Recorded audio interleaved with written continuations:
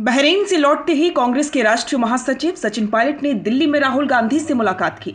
इस मुलाकात में छत्तीसगढ़ का राजनीतिक फीडबैक, राजस्थान की अंदरूनी हलचल, बाई इलेक्शन की जीत और आने वाले निकाय पंचायत चुनावों पर चर्चा हुई। मुलाकात के बाद पायलट सीधे पहुंचे ओबीसी एडवाइजरी काउंसिल की बड़ी बैठक में, जहां कांग्रेस की ओबीसी राजनीति का पूरा खाका तैयार किया गया।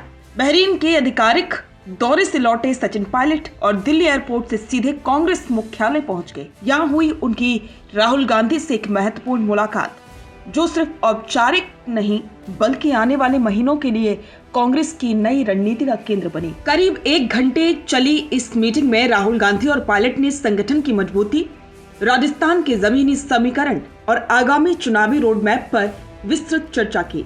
खबरों के मुताबिक पायलट ने राहुल गांधी के सामने छत्तीसगढ़ और राजस्थान दोनों राज्यों का ग्राउंड बेस्ड राजनीतिक फीडबैक रखा और राहुल गांधी ने छत्तीसगढ़ में कांग्रेस की दोबारा पकड़ मजबूत करने के लिए संगठन को एक्टिव बोर्ड में लाने पर जोर दिया। राजस्थान को लेकर भी लंबी चर्चा हुई, जहां जिलाध्यक्षों की नियुक्ति, नए ब्लॉक लेवल शहरों की चयन और पंचायत निकाय चुनाव की तैयारी इस मुलाकात का बड़ा हिस्सा रही। पायलट और राहुल गांधी की मुलाकात कांग्रेस के नए संगठनात्मक ढांचे की दिशा तय करती है, खासतौर पर राजस्थान और छत्तीसगढ़ में। राहुल गांधी से मुलाकात खत्म होती है और इसके तुरंत बाद पायलट शामिल होते हैं कांग्रेस की ओबीसी एडवाइजरी काउंसिल की अहम बैठक में। ये वही 24 सदस्यीय काउंसिल है जिसका गठन पार्टी ने हाल ही में किया है, ताकि ओबीसी वोट बैंक को फिर से कांग्रेस के पक्ष में संगठित किया जा सके। बैठक में ओबीसी प्रतिनिधित्व, लीडरशिप डेवलपमेंट और कांग्रेस के राष्ट्रीय अभियान में ओबीसी समुदाय की बड़ी भूमिका पर लगातार चर्चा हुई।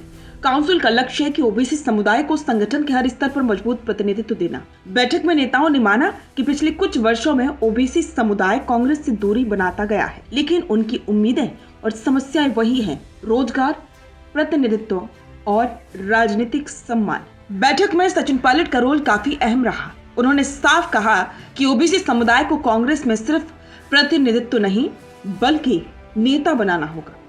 पायलट ने सुझाया कि जिला, ब्लॉक और पंचायत स्तर पर ओबीसी युवाओं को नेतृत्व दिया जाए, ताकि संगठन की पकड़ मजबूत हो सके। पायलट का ओबीसी नेतृत्व में शामिल होना कांग्रेस की राजनीति में एक महत्वपूर्ण संकेत है, खासतौर पर राजस्थान और उत्तर भारत में। बता दें कि उस काउंसिल की पहली बैठक 15 जुलाई को बेंगलुरु में हुई थी, जहां 2029 तक के ओबीसी रोड मैप पर चर्चा हुई थी। और अब यह बैठक उस रोड मैप का अगला और महत्वपूर्ण अध्याय मानी जा रही है, क्योंकि कांग्रेस ओबीसी वोट बैंक को लेकर स्पष्ट रणनीति के साथ आगे बढ़ना चाहती है।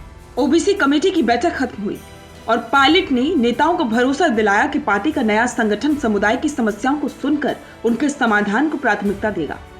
कहा जा रहा है कि कांग्रेस जल्द ही राज्यों में ओबीसी महासम्मेलन भी आयोजित करेगी। दिल्ली में लगातार बैठकों और त्वरित रणनीति के साथ कांग्रेस ने स्पष्ट संदेश दिया है कि आने वाले समय में ओबीसी राजनीति पार्टी की प्राथमिकता होगी।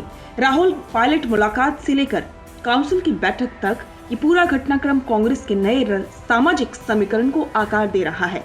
कांग्रेस की नई ओबीसी रणनीति का राजनीतिक असर आने वाले महीनों में साफ दिखाई देगा। बिजनेस अच्छा हो सकता है, लेकिन अगर नाम नहीं दिखा तो पहचान कैसे बनेगी? अब टेंशन छोड़िए, द फैक्ट इंडिया आपके बिजनेस को देगा वो पहचान जो पूरे राजस्थान में हर किसी तक पहुंचे। न्यूज चैनल पर विज्ञापन, पॉडकास्ट और प्रमोशन के जरिए आप सीधे 5 लाख सब्सक्राइबर और 10 करोड़ से ज्यादा व्यूज तक अपनी पहुंच बना सकते हैं। तो देर किस बात की, आज ही द फैक्ट इंडिया से जुड़िए और अपने बिजनेस को बनाइए हर घर का नाम।